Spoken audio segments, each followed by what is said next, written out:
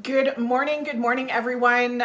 I want to talk to you about a particular gut infection that I think will blow your mind today. There's a particular gut infection we're going to be talking about called H. pylori. And some of you, when we pulled our community inside our Facebook group, the Love Your Guts IBS support group, said that you had, there was 50% of you that had been tested positive for H. pylori. And the rest of you were like, what's H. pylori? And so the thing about H. pylori is I find most people don't actually really know that it exists or what it is. But in my experience, it's actually one of the most common gut infections that we see behind people's gut symptoms.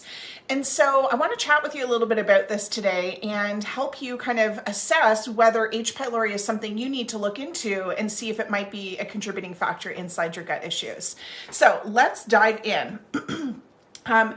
When we're talking about gut infections, sometimes people are so immersed in their symptoms that they have a hard time thinking beyond their symptoms of what may be causing those symptoms because they're so focused on trying to figure out how to stop them.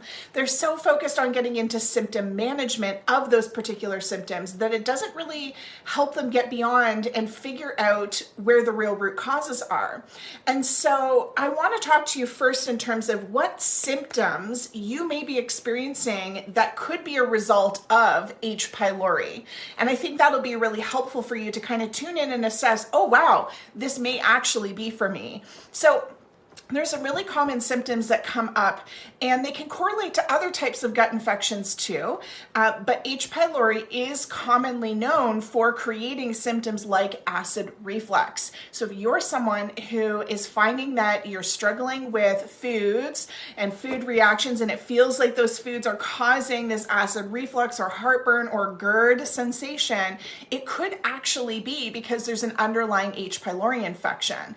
And that's really like mind-blowing, right? Because when we take our focus away from the food and we start getting rid of the infection, then that means that those foods actually weren't the problem and you get to start eating those foods again.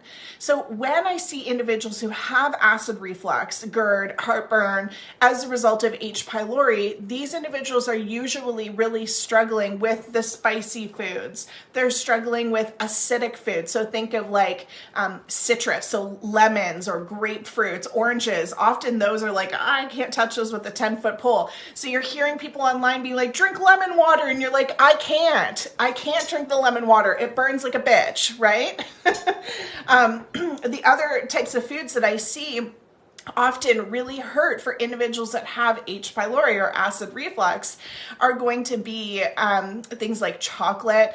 And sometimes we have to even be really careful with combination of foods. So if we're eating a really heavy carb-rich meal with a lot of fat, and then we add in like an acid like tomatoes, that combination can be a wicked, painful storm for individuals who, again, have acid reflux or H. pylori. So what would be an example of that? Has anyone had like a good spaghetti dinner, right? Like a meat sauce spaghetti dinner. It doesn't even matter if you're making a homemade meat sauce. For individuals who've ever had acid reflux, holy smokes, can I tell you from firsthand experience that even a good homemade, meat tomato sauce with a noodle, even if you're staying gluten-free, a brown rice noodle, so a heavy carb with that fat from the ground beef and then the acid from the tomatoes, this combination can be really triggering for those that have acid reflux because of the H. pylori.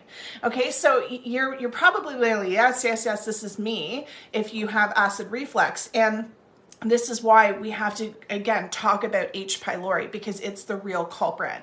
So you may need to temporarily swap these foods out, but the real work is going to be get rid of the gut infection and you'll be able to start eating those foods again.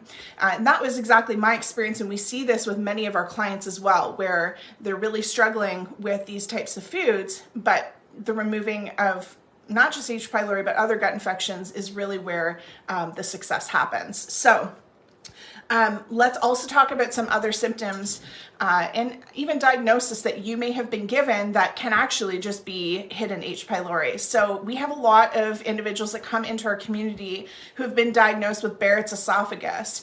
And this is a tricky one because for many people who are diagnosed with Barrett's, it's that they had an endoscopy, or for whatever reason, they ended up having an endoscopy. And the doctors end up identifying that there was silent reflux. Some of them have very active reflux, but I see more people actually having just general gut issues. The doctors do an endoscopy, colonoscopy, just kind of do a full sweep through, and they end up finding, well, holy cow, there's Barrett's esophagus as a result of silent reflux. And basically silent reflux is the acid is splashing up on the esophagus, but you're not getting the sensation of acid reflux.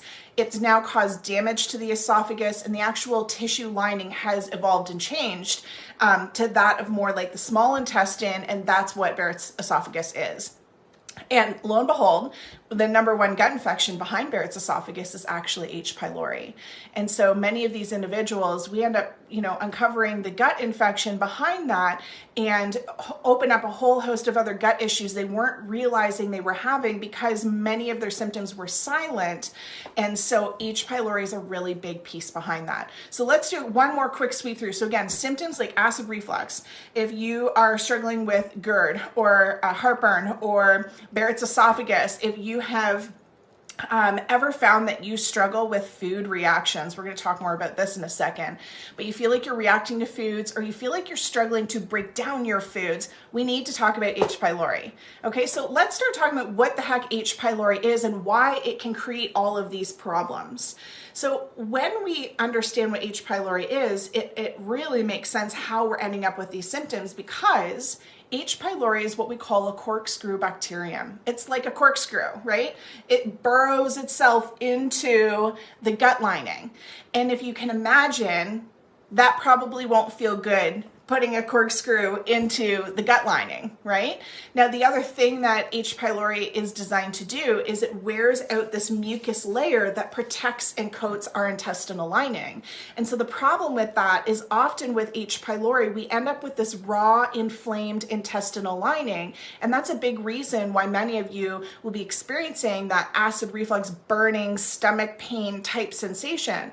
In more severe cases of H. pylori, individuals can even develop ulcerations in the stomach. And so this again has a lot to do with them wearing out that mucus layer. We get this raw, inflamed, scabby kind of intestinal lining, and then they're corkscrewing themselves into your gut lining, and no wonder you feel the way that you do, right? Now, the other really interesting thing about H. pylori is that it really wants to thrive inside your gut, and it's happy to, pitch a tent and live there rent-free. And so what H. pylori does to ensure that it can continue thriving inside your gut and living on the expense of you is it will suppress your enzyme production, particularly your stomach acid. And your stomach acid, well, is really important. This is where we tie in if you're someone who feels like you're not breaking down your foods, if you feel like you're reacting to foods, it's more likely that your stomach is struggling to break down those foods because you may have a gut infection like H. pylori that is suppressing your body's ability to produce these enzymes. Now, stomach acid in particular, betaine hydrochloride, or HCl, a lot of people hear of this in terms of, like they've heard of this in supplement form. This stomach acid that your body produces is designed as your defense system. It's designed to pew pew fight. My phone is dying. That's so typical me. Here we go. There we go. We're gonna plug you in. It's designed to fight these infections, right? Ward off these infections. And if you think about it, these infections can't thrive in an acidic environment. And so that's why they are smart. They're stealthy, right? They will go in and shut off your body's ability to produce these enzymes and break down your foods, so they get to keep living there. They're going to then eat all your nutrients, leave you with the leftovers, and this is why individuals who have H. pylori are struggling with malabsorption and malnutrition, because they're not able to break down their foods or absorb their nutrients. And so some other classic things that we will see with individuals who have H. pylori are some specific nutrient deficiencies like B12 and iron. So if you're someone who continues to test low on B12 and iron, don't supplement yet. Because you may just be feeding the infection. H. pylori will live and thrive off of B12 and iron and eat all that stuff up, but also suppressing your stomach acid, which is needed for you to absorb your vitamin B12 and iron.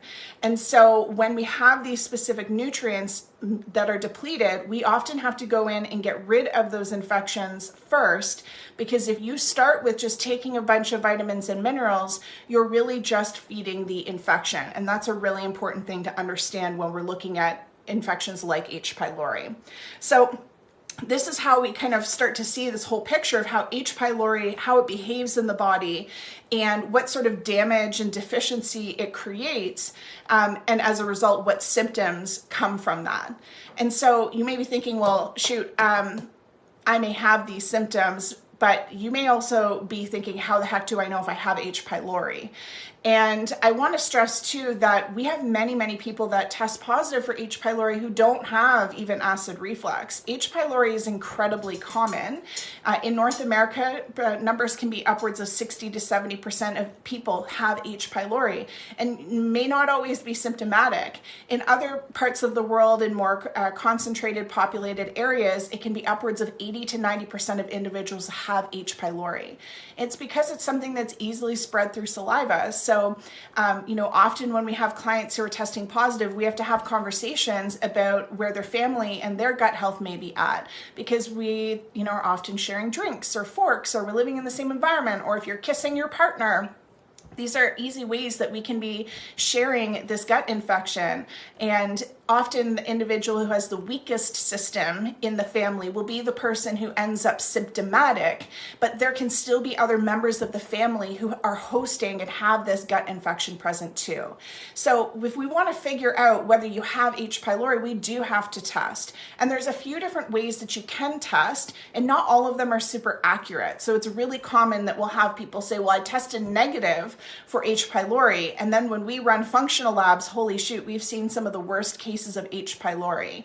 And so let's talk through the different test options. So the first test option, and these tests are done through your medical doctor, these first group of tests that I'm going to talk about. So the first one is a breath test.